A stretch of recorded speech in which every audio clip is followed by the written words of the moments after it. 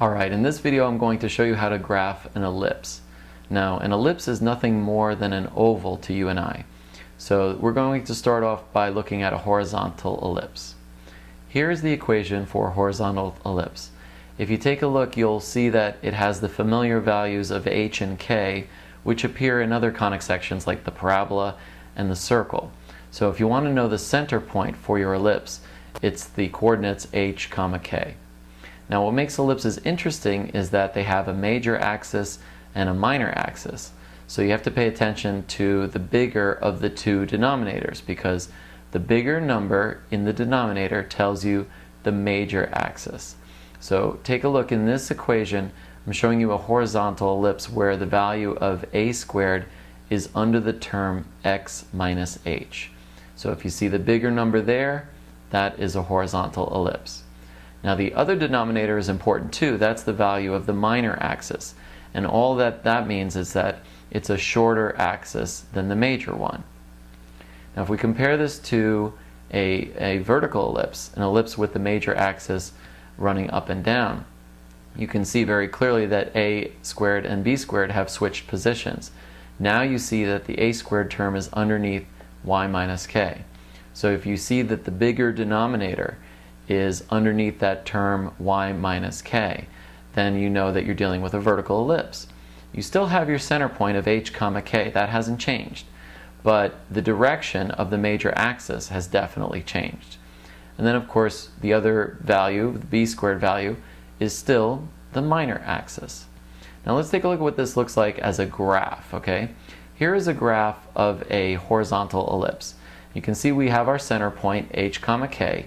And if you go a units to the right or to the left, you'll touch the edge of the ellipse at the major axis. So that major axis runs horizontally. And so if you just go a units to the right and a units to the left, then you can graph those 2 points on your ellipse. The other part, the minor axis, runs up and down. So find your center point, go b units up, make a dot, then go b units down, make another dot, and now you have the points for the minor axis. Connect the dots, and you've got your graph of the ellipse. If you compare this with a vertical ellipse, you'll see that the oval has a center point, h, k, but the major axis now runs up and down. So if you go a units up or a units down, you can find the points for the edge of the ellipse touching the major axis. And then if you look at the values of b, if you go b units to the right or b units to the left, now you've got the minor axis points of your ellipse. And with those 4 points, you can just make a gentle tracing through them, and then you'll have a graph of the ellipse. So I'm going to show you how you can do this for an equation, and then watch the video, and afterwards I'm going to review this information again. But this will take some practice, so don't feel bad if you don't understand it right away. Just watch the video and do the best you can. Pause if you need to, rewind if you need to, and I'll see you afterwards.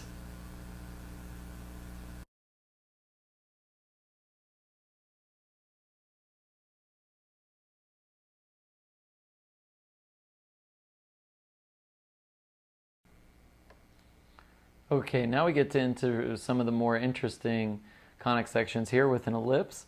And this is the formula that we're given, and the task that we have is to first graph it, and then what we have to do is we have to calculate something called the foci, which is plural for focus. There are these 2 points within an ellipse called the focus.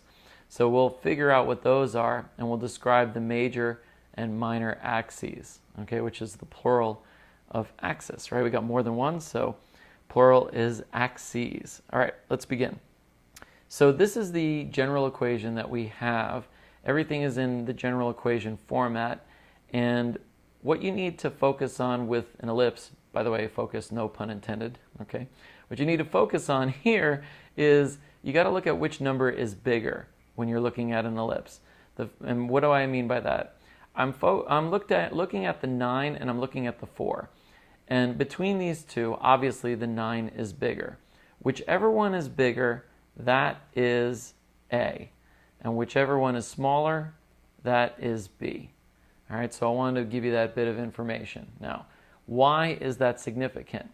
It turns out that if you have this side of the equation, the one with the y, if there's a bigger number in the denominator, then what ends up happening is you have an ellipse, and the ellipse is what they call a vertical ellipse, where the axis is kind of like this. It's kind of like oblong, and the long part of the long axis that runs through the ellipse is in alignment with the y-axis of the graph.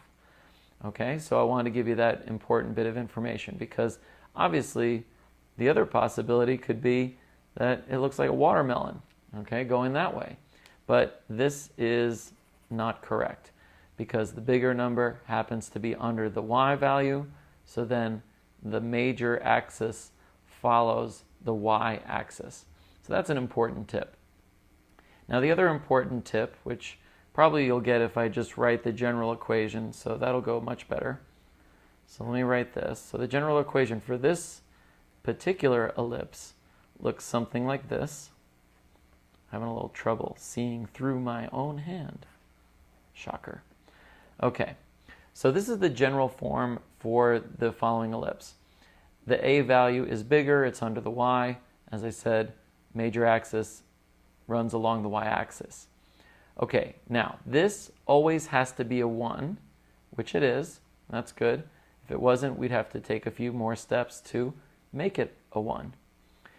Now, in order to do the rest of this, I got to figure out where the center of my ellipse occurs. So, like a circle equation, and like the vertex form of a parabola, you have h and k. So here, the center would be -2, -2, because in the general form I have negative signs, but in my equation I have positive signs. So the way to think about it is -2. All right, so if you had x minus -2, then -2 would be the value of h. And if I had y minus -2, well, negative times a negative is a positive. So here the k value is -2. So that's how I get my center point. H comma k is the center of my ellipse. So let's plot that point. So here's -2 on my graph. Now you can see it. -2 is right here. And I need to figure out how far along do I go up. I mean, is this going to be really thin, or is it going to be, a little bit wider? How's this going to go? Well, this is where I focus on the values of a squared and b squared. Because in my general equation for the ellipse, I need to make sure that I look at the right things for the major axes and the minor axes. All right, so let's take a look now at what we need to do. So if I know that a squared is equal to 9, then I know that a must equal 3. And if I know that b squared is equal to 4, I know that b is equal to 2. Now what do these values mean?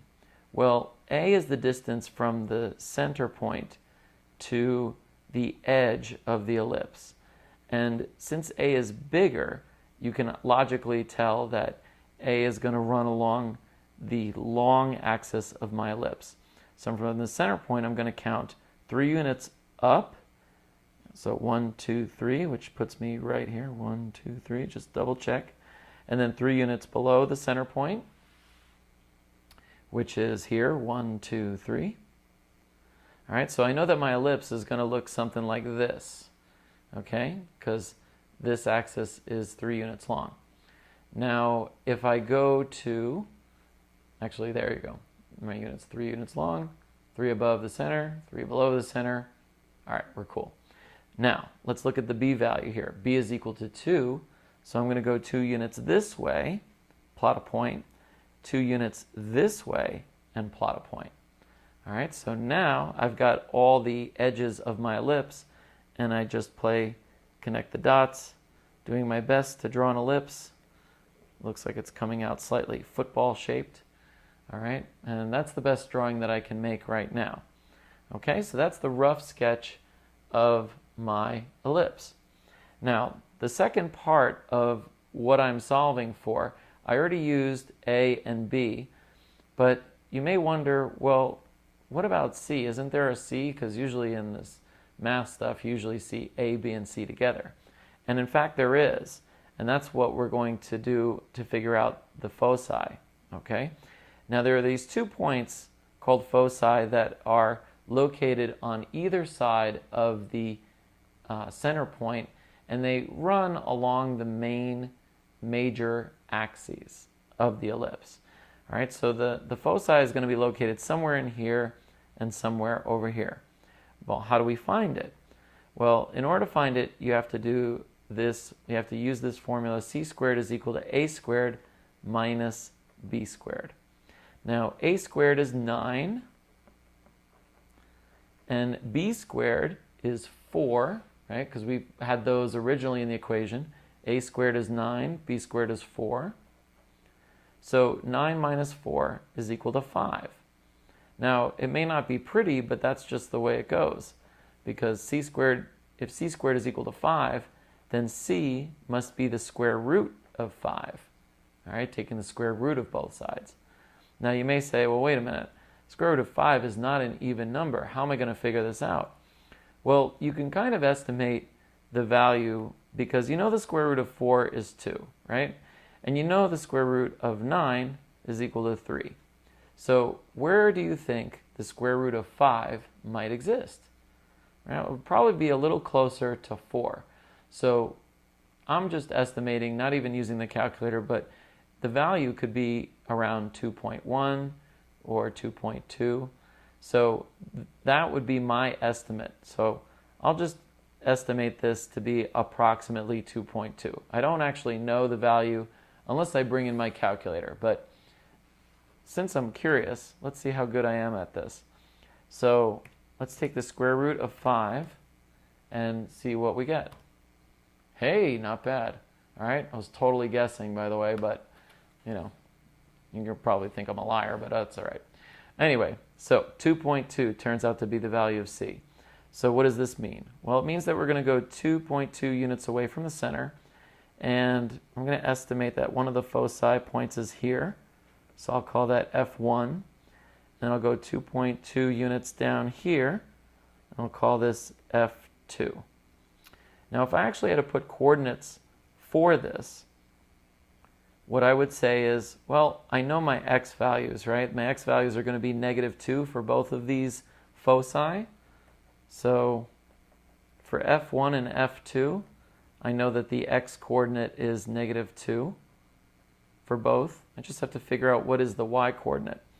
Well, it looks like I was 0.2 units above here. So the first foci is going to be positive 0.2. And the foci for this one, well, let's see. I went down 1, 2, 3, 4, and then a little bit more, so probably -4.2. So I'll put in -4.2. All right? And so by my best estimation, these are the foci. All right, so that's what we have for this equation. Now, I could do a little bit more in terms of coloring this diagram. I could add some pretty colors, and of course I would need another color to do that, and I just brought my blue pen to the party. But the major axes, like I said earlier, is determined by A. The minor axes is determined by B. So in order to finish off the problem, the major axis is the long part, and that has a length of 3 on both sides from the center. So I guess the total length would be 6. And then the length going across here, total length would be 4. All right, so that's all I have for you there. And if you need to do the problem from scratch, I would highly recommend that. And see if you can also make a sketch of the graph based on the information that I provided here in the beginning of the video. And then using the same logic that I did in the same formula, see if you can use c squared equals a squared minus b squared to figure out the coordinates of the foci, F1 and F2. All right, that's it for now. I'll see you next time. Okay, you just got done watching a video on how to graph an ellipse. Now, if that seemed complicated, it's all right. You're not going to get good at this right away. So what I would recommend you do is resolve the problem. Take a look at the equation. See if you can graph the equation as if this were a fresh, new problem. Because what you want to do is you want to rehearse the steps. And once you have the steps down, then you practice a couple more, and then you'll start to feel like you're getting the hang of this. So do that until you feel like this is easy and it's like tying your shoes. You don't have to think about the steps. You can just follow the steps unconsciously. All right, so to recap, there's two kinds of ellipses. One is a horizontal ellipse, and you have a center point that is h, k, and from there you'll go 8 units to the right or a units to the left. Okay, so that is the major axis. When I talk about the value of a, I'm talking about the major axis. And you can find the major axis by examining the equation. Look at the x minus h part of the equation. And if you look under there and you see that the bigger number is underneath that term, that is a horizontal ellipse. And you can now determine the length of the major axis and make a graph from that. The value of b is the minor axis, and that's going to tell you the thinner part of the ellipse. And so since you're dealing with a horizontal ellipse, the minor axis is going to go up and down from the center point. If you're dealing with a vertical ellipse, then you're going to find a squared appears underneath the y minus k part of the equation. So if you see that the bigger value of the denominator is under that term, then you're dealing with a vertical ellipse, and the major axis is going to appear up and down from the center point of h, k.